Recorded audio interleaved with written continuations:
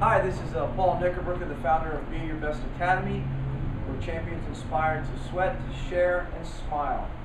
Today's Tuesday's timely tips and insights.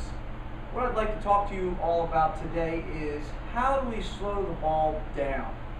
As hitters, if we can make that ball slow down, then we've got a better chance of hitting it squarely, hitting it hard. I've listed some things on the board here that I'd like to discuss.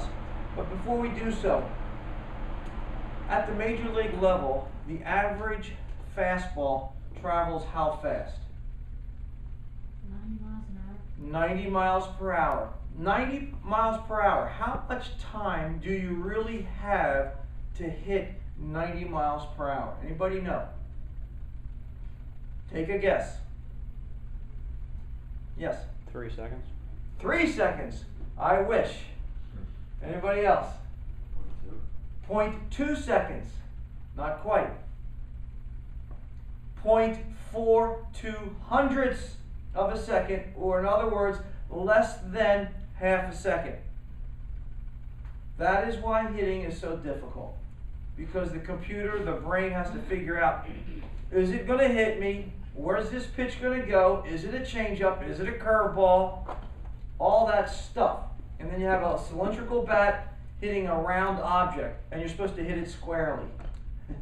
Difficult. So, to give you a better illustration, here's what I'd like you to do, or look at. I'm going to do this. This right here is about how much time you have to hit a 90 mile per hour fastball. By the time I catch it and throw it up, that's how much time you have. Not very much time, is it? If you go to www.beyourbestacademy.com, I have there as a link, you click on test your reaction time. It's a neat little thing. You see the pitch come, as soon as you see the pitch, you click. And that gives you a reading of how quick you are. And I have found that a tense muscle is a slow muscle. So you really have to relax to max. And that leads me to my fifth point here. Relax to ignite your muscles, your brain, and all those types of things. If you are tight and you try to muscle everything, you're going to be slower in your reactions. Okay? So, you've got to be relaxed. The more relaxed you are, the quicker you're going to be.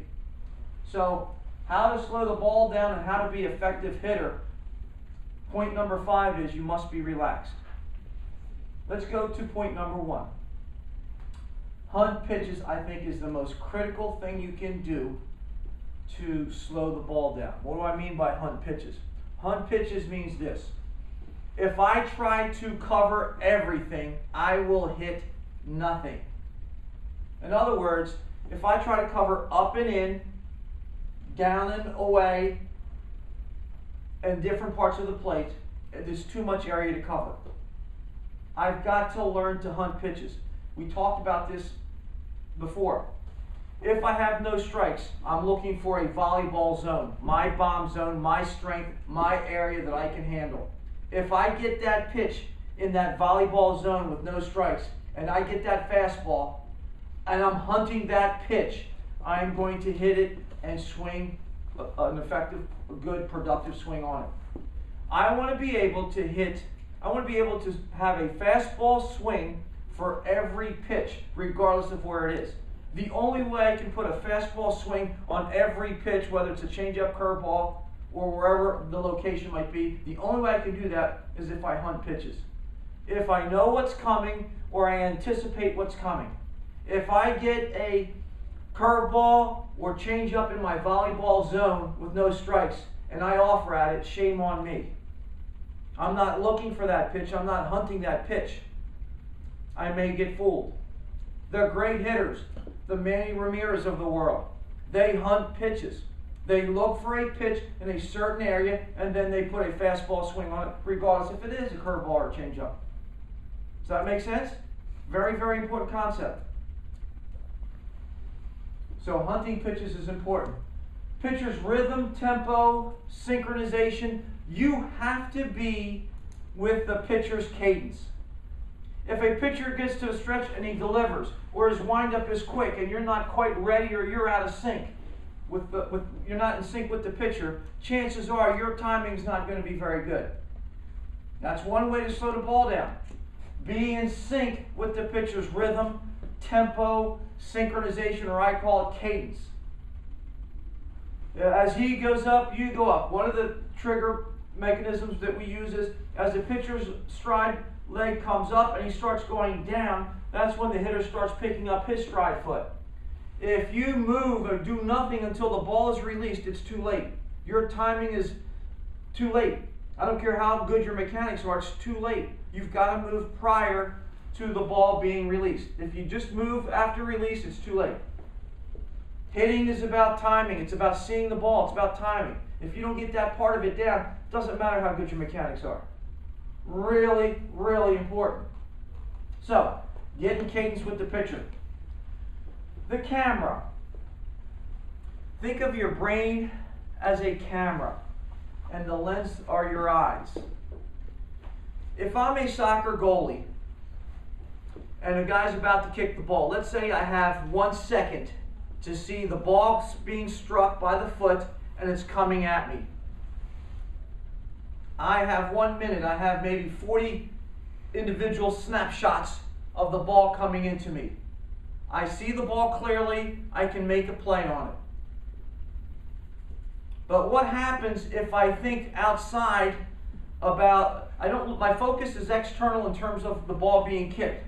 But if I start thinking about, uh-oh, I've got to save this ball, or what happens if we lose, or there's a lot of talk, a lot of gremlin voices in the brain, chatter, clutter.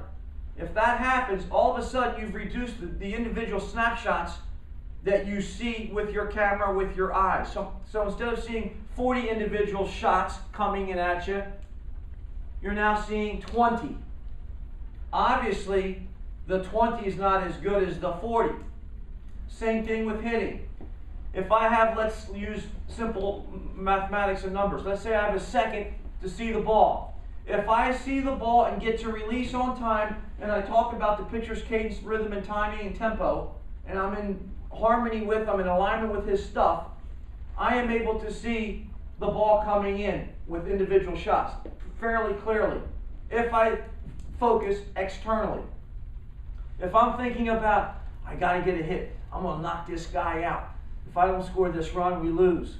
What's my coach going to say if I don't get a good hit? You know, my batting average is dipping below 350. Whatever the case may be, when you start focusing internally, you have cut your chances of seeing the ball clearly in half. Therefore, the ball will speed up. So the passage of time with the ball coming in is determined by what goes on in the camera, the brain. If I think internally about myself, about the weather, about the umpire, about my teammates, chances are you're not going to slow the ball down. You're not going to see the ball clearly. You've got to focus externally. Purely see the ball, hit the ball. If you're worrying about your back elbow, your power base, your stride, all those technical things, you're done. You have 42/100ths of a second to see the baseball traveling at 90 miles per hour, which is the average major league fastball. And a little bit below that in college, and a little bit below that in high school. Half a second or less. You don't have much time. Time is something we got to learn to deal with. So that's a little bit about the camera. Breathing. Breathing is a natural tranquilizer. It's the cadence of the universe. Breathe and flush out your system. What is your clearing mechanism? What do you do to clear your mind and your body so that you can relax to ignite? So you can relax to max. Does anybody have a ritual or a routine or something they do to be able to relax through breathing or anything else? Anybody have any thoughts on that? The more of a routine you have going up to the plate, the better chance that you have of slowing the ball down, and the better chance of hitting the ball squarely, and the better chance that all of these things will work. This is probably something you haven't heard before, but I'm telling you, as you go up the ladder, as you become the ultimate hitter, You must be aware of this. You must be aware of your talents. If I'm not a power hitter, I shouldn't be swinging for the fences, folks. Your job is to try and hit the ball hard. If you hit the ball hard, then things will work out for you.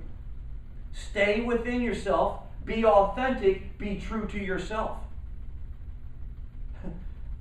Some of this stuff may be a little bit over your heads, but I'm going to introduce it to you and I'm going to pound you with it because this is the difference maker. Anyone have any questions about how to slow the ball down or improving my chances of hitting the ball hard? Anybody, anything you want to talk about at this time? Everybody got it? Okay, so today's goal, objective today, as we work on drills, I really want us to hone in on vision, timing, rhythm. Be in my rhythm, be in my cadence. Work with me, breathe, and apply all these things. Forget everything, drop everything, and really focus on the baseball. How do I get to release point? Am I going from bottom to up? Am I going from shortstop to pitch release? Am I going from wide focus to fine focus? I can tell you this. You must have sweeping, scanning eyes. A hard stare is not the answer. If you stare real hard at the pitcher, you're going to get blurred vision. It's got to be soft, sweeping, scanning eyes, get to release point on time. Got it? Thank you.